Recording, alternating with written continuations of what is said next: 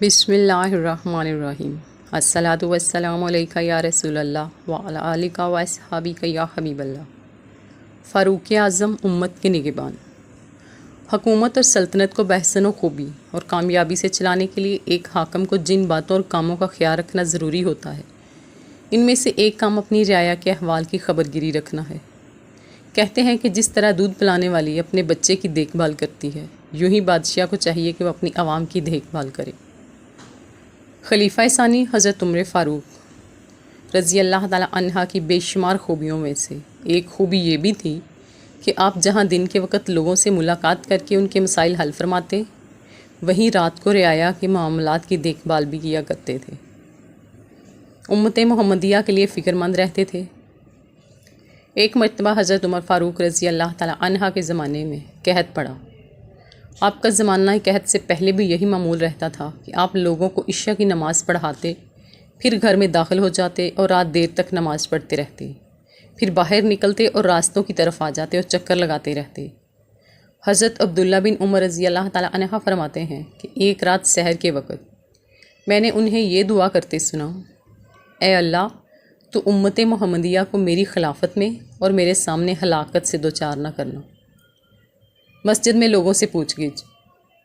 حضرت فاروق اعظم رضی اللہ تعالیٰ عنہ عشاء کی نماز کے بعد مسجد کی طرف بار بار آتے اور کسی کو وہاں رہنے نہ دیتے تھے۔ ہاں، اگر کوئی شخص نماز پڑھ رہا ہوتا تو اسے مسجد میں ہی رہنے دیتے۔ ایک مرتبہ مسجد میں حضرت ابی بن کعب رضی اللہ تعالیٰ عنہ کے ساتھ کچھ لوگ موجود تھے کہ حضرت عمر فاروق تشریف لے آئے۔ آپ نے حضرت ابی بن کعب سے پوچھا، یہ کون ہے؟ حضرت ابی بن کعب نے جواب دیا، آپ کے خاندان کے کچھ لوگ ہیں۔ آپ نے سب سے پوچھا، تم لوگ کس وجہ سے نماز عشاء کے بعد مسجد میں ٹھہرے ہوئے ہو؟ لوگوں نے کہا، ہم یہاں بیٹھ کر اللہ کا ذکر کر رہے ہیں۔ جواب سن کر فاروق اعظم رضی اللہ تعالیٰ عنہ بھی ان کے ساتھ بیٹھ گئے۔ پھر ایک ایک شخص کے پاس جاتے اور اس سے کہتے، میرے لیے دعا کرو، تو وہ حضرت عمر فاروق رضی اللہ تعالیٰ عنہ کے لیے دعا کر دیتا۔ آخر میں ایک شخص کے پاس پہنچ کر دعا کرنے کا کہا تو وہ دعا کرنے میں جھجکنے لگا۔ یہ دیکھ کر آپ رضی اللہ تعالیٰ عنہ نے فرمایا، صرف اتنی ہی دعا کر دو کہ اے اللہ ہماری مغفرت فرما اور ہم پر رحم فرما۔ پھر آپ نے خود دعا شروع کر دی۔ یہ دیکھ کر سب پر رکت طاری ہو گئی۔ اس وقت حضرت عمر فاروق رضی اللہ تعالیٰ عنہ سب سے زیادہ رو رہے تھے۔ مشکیزہ خود اٹھا لیا۔ ایک مرتبہ حضرت عمر فاروق رضی اللہ تعالیٰ عنہ رات کے وقت نگہبانی فرما رہے تھے کہ ایک عورت کو دیکھا جو ایک مشکیزہ اٹھائے جا رہی تھی۔ آپ رضی اللہ تعالیٰ عنہ نے اس عورت سے اس مشکیزے کے بارے میں پوچھا تو وہ کہنے لگی، گھر میں بچے ہیں اور کوئی خادم نہیں ہے، دن میں باہر نکلنا اچھا نہیں لگتا، اس لیے رات کو نکلتی ہوں اور گھر والوں کے لیے پانی لے آتی ہوں۔ آپ رضی اللہ تعالیٰ عنہ نے اس عورت کا مشکیزہ خود اٹھا لیا اور اس کے گھر تک پہنچا دیا اور فرمایا، صبح عمر کے پاس چلی جانا، وہ تمہیں ایک خادم دے دیں گے۔ وہ عورت کہنے لگی، حضرت عمر رضی اللہ تعالیٰ عنہ تک رسائی نہیں ہے۔ آپ رضی اللہ تعالیٰ عنہ نے فرمایا، اللہ پاک نے چاہا تو تمہاری ان تک رسائی ہو جائے گی۔ صبح ہوئی اور وہ عورت فاروق اعظم رضی اللہ تعالیٰ عنہ کے پاس پہنچی تو اس نے پہچان لیا کہ رات کا مشکیزہ اٹھانے والے کوئی اور نہیں بلکہ امیر المومنین حضرت عمر فاروق رضی اللہ تعالیٰ عنہ خود ہیں۔ یہ دیکھ کر مڑی اور واپس چلی گئی۔ حضرت عمر فاروق رضی اللہ تعالیٰ عنہ نے اس کے پیچھے کسی کو بھیجا اور اس عورت کا کچھ نان نفقہ اور ایک خادم دینے کا حکم فرما دیا۔ بوڑھی عورت سے دعا کروائی۔ ایک مرتبہ فاروق اعظم رضی اللہ تعالیٰ عنہ رات کے وقت نگرانی کر رہے تھے۔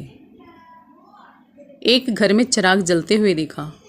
آپ رضی اللہ تعالیٰ عنہ اس کے قریب گئے تو دیکھا کہ ایک بوڑھی عورت اون کو دھنک رہی تھی تاکہ اسے کاتے اور دھاگا بنائے، اور یہ اشعار پڑھتی جا رہی تھی، محمد عربی صلی اللہ علیہ وآلہ وسلم پر نیک لوگوں کی طرف سے درود ہو، متقیوں اور پرہیزگاروں کی جانب سے، یا رسول اللہ آپ پر درود ہو، آپ راتوں کو بہت زیادہ نمازیں پڑھنے والے ہیں، بوقت سحر خوب رونے والے تھے، موت کی مختلف حالتیں ہیں، اے کاش مجھے کسی طرح معلوم ہو جاتا، کیا اللہ مجھے اور میرے پیارے حبیب صلی اللہ علیہ وآلہ وسلم کو ایک گھر میں ایک ساتھ رکھے گا؟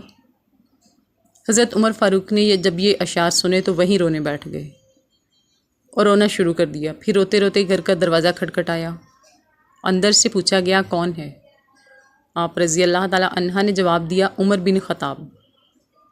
اندر سے پھر آواز آئی، امیر المومنین حضرت عمر فاروق کو مجھ سے کیا کام پڑ گیا، اور رات کی اس گھڑی میں امیر المومنین میرے پاس کیوں آئے ہیں؟ آپ رضی اللہ تعالیٰ عنہ نے فرمایا، اللہ آپ پر رحم کرے، دروازہ کھولیے، کوئی پریشانی کی بات نہیں۔ اس بوڑھی عورت نے دروازہ کھول دیا۔ حضرت عمر فاروق رضی اللہ تعالیٰ عنہ داخل ہو گئے۔ پھر ارشاد فرمایا، جو اشعار آپ نے ابھی پڑھے تھے وہ میرے سامنے دہرائیے۔ بوڑھی عورت نے اشعار پڑھنا شروع کر دیے۔ جب آخری مصرع پڑھا تو حضرت عمر فاروق رضی اللہ تعالیٰ عنہ نے فرمایا، میں چاہتا ہوں کہ آپ اس آخری شعر میں مجھے داخل کر لیں، یعنی جنت میں پیارے نبی صلی اللہ علیہ وآلہ وسلم کی رفاقت پانے میں مجھے بھی شریک کر لیں۔ خاتون نے فوراً اگلا مصرع کہا، یعنی موت کی مختلف حالتیں ہیں، اے کاش کسی طرح مجھے معلوم ہو جاتا، کیا اللہ مجھے، عمر کو اور میرے پیارے حبیب صلی اللہ علیہ وآلہ وسلم کو ایک گھر جنت میں ایک ساتھ رکھے گا؟ اے بخشنے والی پاکیزہ ذات عمر کو بخش دے۔ دعائیہ کلمات سن کر حضرت فاروق اعظم رضی اللہ تعالیٰ عنہ بخوشی واپس لوٹ گئے۔ آیت سن کر بیمار ہو گئے۔ ایک مرتبہ فاروق اعظم رضی اللہ تعالیٰ عنہ رات کے وقت نگہبانی کے لیے باہر تشریف لائے۔ آپ کا گزر ایک انصاری صحابی رضی اللہ تعالیٰ عنہ کے پاس سے ہوا۔ وہ سورہ طور کی تلاوت کر رہے تھے، جس سے سن کر آپ اپنی سواری سے نیچے اتر آئے اور ایک دیوار سے ٹیک لگا کر کچھ دیر ٹھہرے، پھر اپنے گھر لوٹ آئے اور 1 مہینے تک بیمار رہے۔ لوگ آپ کی عیادت کے لیے تشریف لائے لیکن بیماری کا سبب نہ جان پائے۔ شہادت۔ مسلمانوں کے اس عظیم خلیفہ کو 26 ذی الحج بدھ کے دن شدید زخمی کر دیا گیا، جبکہ 1 محرم 24 ہجری اتوار کو روضہ رسول میں آپ رضی اللہ تعالیٰ عنہ کی تدفین ہوئی۔ آپ کی خلافت 10 سال 6 مہینے رہی۔